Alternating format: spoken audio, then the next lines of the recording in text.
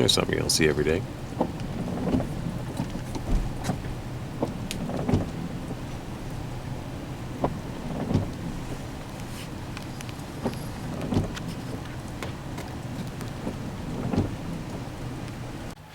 Hey guys, working on a project. Wasn't sure if I was going to turn the camera on or not. I don't know if you find it interesting, fine. If you don't, so be it. You're forewarned.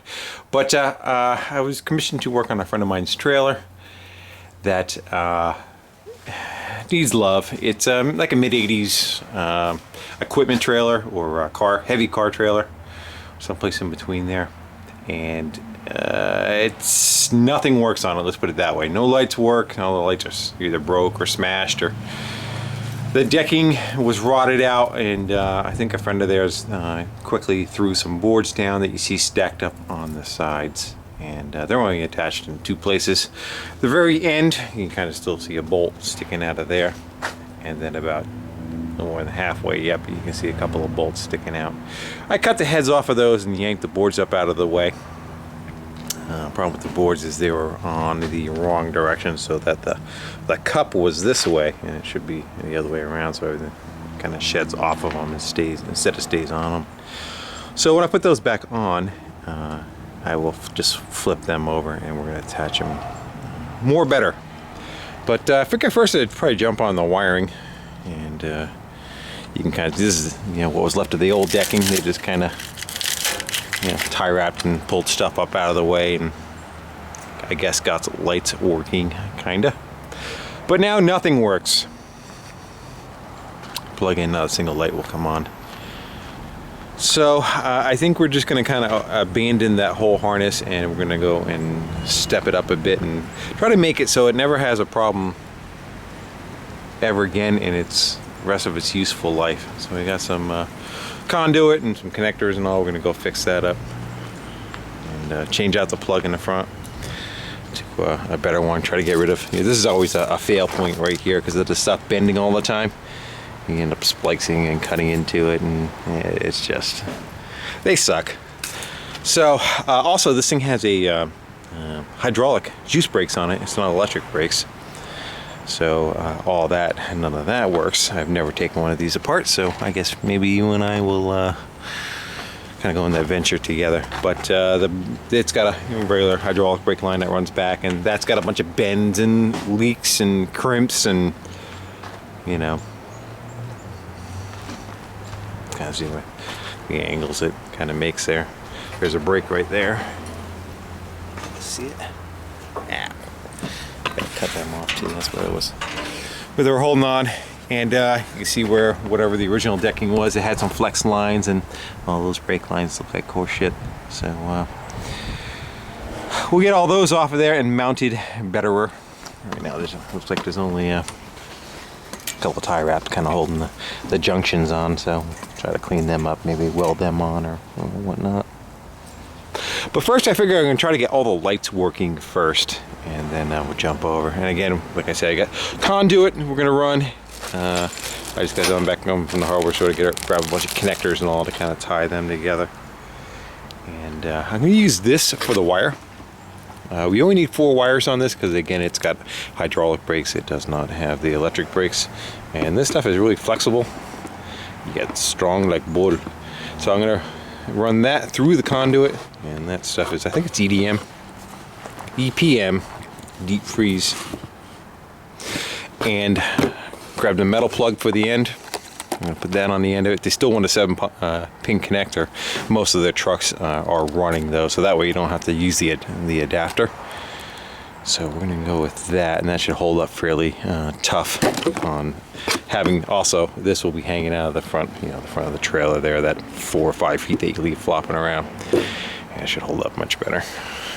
Grab the set of triples for the back because I think they are non-existent or smushed to the point where they're non-existent. So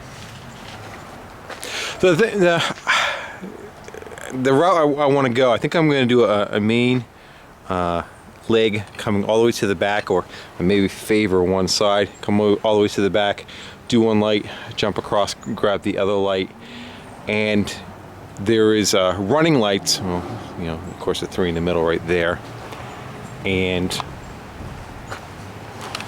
one there. I think there's supposed to be one in the middle of the fender, I'm not sure yet, and then one in the front. I'm just going to replace this, or get those working there and there. But I'm not going to break into the harness up front. I think I'm going to run it all the way back, like I said, and then maybe just run one wire up and catch those outer ones. Probably use the old harness over again. That way, it does get the less breaks you have in it, the less places you have for moisture to get in and cause failures. But that's what I'm thinking right now, anyway. So I haven't bought any of these guys new yet. Probably what I'm going to do is I'm going to just cut the ends off, and we're going to put power to them and see if all that stuff lights up. If it does, we'll use those over. If not, we're just going to junk those, and we'll start with new ones again also. So I'm going to get to going on this. I'm going to go get my cutter back out, and we'll nib these studs out of here so I don't stab one of those through my feet. And then we'll start getting some conduit kind of run down the center of this, and I'll turn you back on. All right, I'm going to wrap it up for this Saturday afternoon. I'm still a little under the weather, but I got something done. I got that conduit all bent, and under each one of these cross braces is a clamp, and I took a piece of fat fuel line and wrapped the pipe before I clamped it, so it's cushioned all the way around and strong like bull. And then where the axles are, I took and I bent them up and then dropped it back down and give them some clearance. Now, theoretically, the axle can hit that. It would, the clamp that's on the axle will hit the top of the frame the same time it's going to hit the conduit. But when I look up at the frame rail, I don't see any damage of it ever hitting before. So it's the best that I can get it, let's put it that way. And then if it does hit, it's the worst case, it's just going to dent the conduit. It's not like it's going to short out that wiring that's in there. And the wire is run already through it. And I figure I run it off to one side because if you're more likely, well, a couple reasons. Here's the wire coming through. You're more likely to hit something in the center. They live on a rough road, let's put it, and it wouldn't be beyond me for them to hit a rock. So where the edges are, it's going to be a lot harder to hit a, you know, the tires are going to kind of keep it up out of the way than being in the center. And then the rail down there hangs down below that anyway, so that'll never hit, and it'll never hit on the back side of it because it's protected. So I think my next part is going to be to wire, probably hook some power to the back two lights and see if they function. If not, I'm just going to go get 2 new ones of those, and we'll start with cutting them in and wiring them. And I could still pull the wire back. I got it curled up on the front the whole length of it, and I can return what I don't need out of that 50-foot roll. So probably be the most efficient part of that. And I still have to run a 7 or 8 foot piece across from that light across to this one. I was thinking, should I do a piece of conduit back here or not, and I'm kind of undecided about that. Punching on the hole in the rail there. We'll see. So yeah, took a plasma cutter when I cut. I don't know if the sun's getting you. Probably is. I can't see, but anyway, with those holes go through the rails there. I just took a plasma cutter and blew out some holes. I tried using a hole saw and it was taking too long and I got aggravated. And then on the end of it, it's just going to have one of those to kind of pinch the wire off so that it's supporting the end of the jacket just like you would in a home. So, all right, we're going to continue this video on the next segment, but I'm going to shut down for now and maybe go take Krusty for a little putt-putt around and maybe get a cup of coffee. Well, that made things on the messy side. It's 6 inches of snow yesterday, and so I put yesterday off because of the weather. I did not feel like trying to crawl around, but it's already down to about 1 inch, and if that. And I didn't even bother doing the driveway, but the driveway took care of itself. Anyway, so we can get back to work.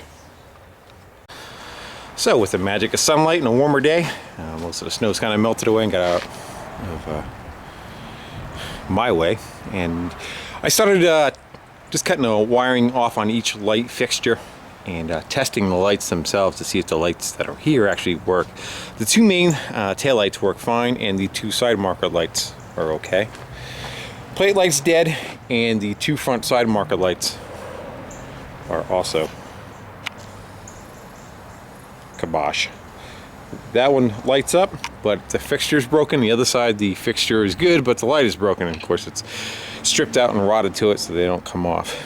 So it's a little late in the day, but I'll get 3 new ones of those. And we're just gonna, the amount of time you spend trying to screw with them, try to get into work, is you might as well just go buy new ones. And the place I go and buy the stuff that gets you a little bit better ones is closed, so I'll have to pick them up tomorrow. But I want to start and probably start wiring the back too. I could do that, and the back 2 side marker lights, and then this guy is supposed to be functioning and visible, and as you can see, it looks like it's taken quite a few hits in its lifetime. I'm not quite sure how we're going to go about getting around that.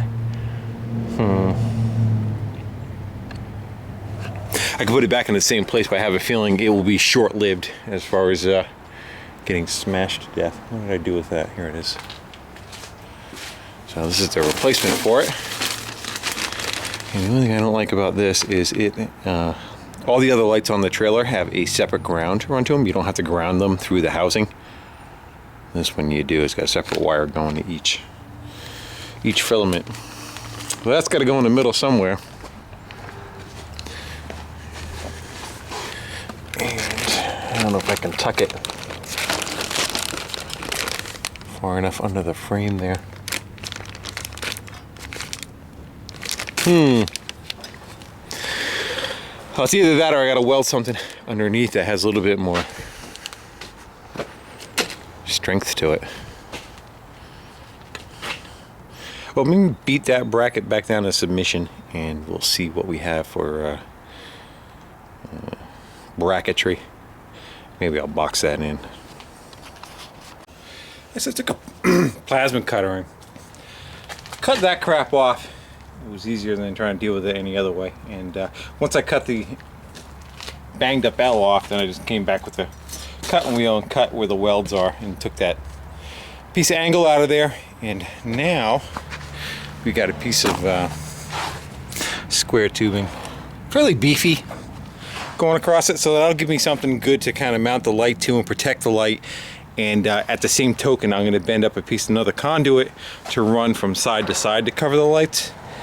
And instead of drilling through the center of this guy, what I'm going to do is I'm going to try dropping it down, tuck underneath it, and then go back up again instead of weakening this at all. We'll see how that works out. And worst case scenario, if that sucks, then I'll drill a hole through it. But we're going to try it without doing that. And tucking some conduit up underneath, don't you know? So let me get the bender out and tweak that piece into place. And step inside. Kind of something like that. So another piece of conduit running across. There's already a piece of cable in it. I think I got about a foot hanging out of each corner over there. We'll run that and we'll tie that all up kind of behind the light and shrink wrap and solder and that. Catch the other light, so that'll be able to catch the plate light, the tail light, side marker light, and the side marker light and plate light, tail light over here. And I'm not quite sure how I'm going to run a couple of wires back up just to catch the front 2 lights. I may just run a set of paired wire alongside of it. If I'd like to try to get it down the conduit, but I don't really think that's going to happen. I don't think there's enough room left inside that to get back up there. Could I splice into the corner of it? I don't know if I want to do that. I don't know if I want to open that run anywhere. I'd rather have a failure be those 2 front lights and everything else be kind of sturdy over the rest of its lifetime. 10 years from now, these back 2 lights will still, all the lights in the back will still be working, and as long as they don't pinch the wire going forward, the fronts will be working. But we all kind of know over time what happens.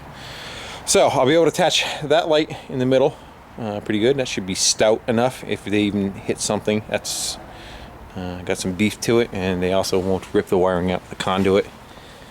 If they do, they are really kind of four-wheeling. I can actually weld on a little skid right there too, couldn't I? That might be getting out of hand. You're just getting out of hand now. And that's kind of what I did for the rest of it. Just the clamps, piece of hose, self-tappers.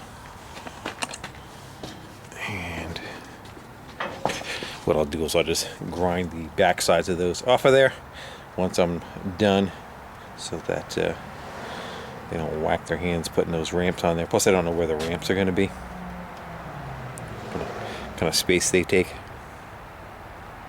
Yeah, well, I'm kind of running out of light, and I think I am going, there was two different levels of this light.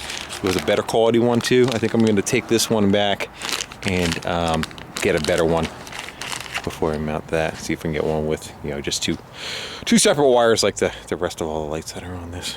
But that'll be for tomorrow's shopping. And I got my little cheat sheet, my wiring diagram, so to speak.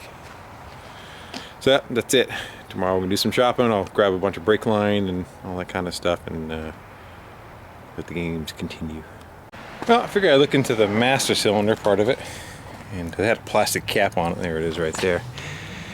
And that did not want to come off very well, and it probably didn't want to come off very well because that's kind of what the master cylinder looks like on the inside. Yeah, that ain't looking too good. So I don't even know if this stuff is still available. So before I start changing all brake lines and getting all into that kind of stuff, probably what I'm going to do is see if I can unbolt that master cylinder, get that out of there, and we'll see if I'll bring that to the parts store with me tomorrow too, and just see if there's a capacity of getting that stuff. And of course that's not even getting into what's, you know, for wheel cylinders and all inside the wheels. I thought I heard that hydraulic brake systems are illegal on trailers anymore. Whether that's true or not, I'm not sure, but I guess I'm gonna go find that out. And the rest is this whole thing is supposed to slide in and out of the tongue, and it's got like a neoprene looking material there that looks like it's starting to crack and break up a bit. So if that's working or not, I don't know. I could probably hammer those two pins out, take that whole section right out of there. I don't know if it's gonna be attached to the master cylinder or not. I'm not quite sure how all that works inside there. Then it has this lever on top, because you figure if you have to go back the trailer in somewhere. Brakes not on, do not tow. Brakes off, tow.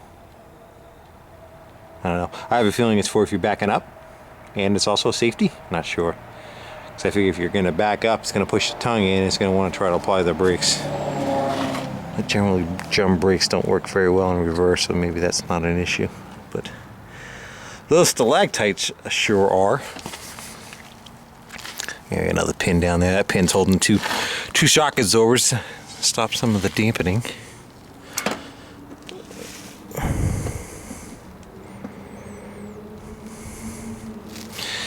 So I don't know what's kind of in there. Is there a rocker of sorts, and then it pushes on that? Plus I gotta be able to bleed the brakes yet too, so I need to be able to pump that master cylinder. One of those jobs that just keep digging and digging, don't they? Alright guys, this probably got enough film on this one. We're gonna maybe call this one right where it is. And I cut the end of the plug off, the line off in the front, and gave myself about 2 feet, 2.5 feet past the tongue, so that whatever vehicle it goes on will have enough room to reach it. And I could return the rest of the spool, the 50-foot spool, which I think there's about 12 feet left on it. And that was $1.50 a foot, so that's that. I'm gonna go wrap her up here again. Thanks everybody for watching, commenting, subscribing, and if you want, feel free to, if you know anything about the hydraulic systems on these, to give a shout out down below. Thanks again. Later. Yeah, bonus footage. I ended up taking the 4 screws out of the top of that. I wanted to see what was in here. There you go. That's nice, huh? And it does have a part number on it. So we'll see if they can go chase that down tomorrow. See if it's even available. And I guess the way it works is kind of like still hitting your foot on the brake pedal. Runs the rod. It's got an over travel spring, so that once you apply the brakes to whatever pressure it's going to go to, it you know, has some give to it. Although none of that looks like it's in very good shape inside there. That rod looks like it's ready to rot away. And then it has this fork that's up there, and that fork goes into the lever right there. So as it pushes back, it hits, those two hit and work the master cylinder, and then the lever that's up top, okay, you can probably use that to bleed the brakes. This kind of looks like it goes right against here, and you just kind of push it manually, get it to work. So we'll see what's available for that stuff again, and if it becomes you know, ridiculous, then I guess we're not going to be fixing that part of it. But I won't make that claim yet until I do some chasing. All right, now later.